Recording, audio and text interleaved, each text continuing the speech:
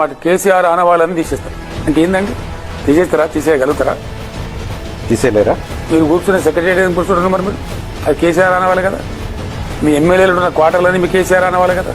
మరి యాదాద్రి దేవాలయం కేసీఆర్ కట్టింది కదా, దానికే పోయినావు కదా నువ్వు పూజకు.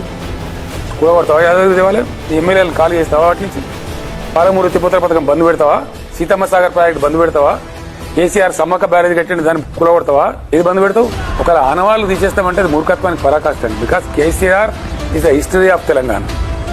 He made the history. I brought Telangana. I ruled Telangana for 10 long years. How can you do that? Police command control పెట్టిన కూలగొడతావా? అది కేసీఆర్ ఆనవాళ్ళ కింద ఉండదా? 1100 రెసిడెన్షియల్ పాఠశాలలు పెట్టిన తీసేస్తావా?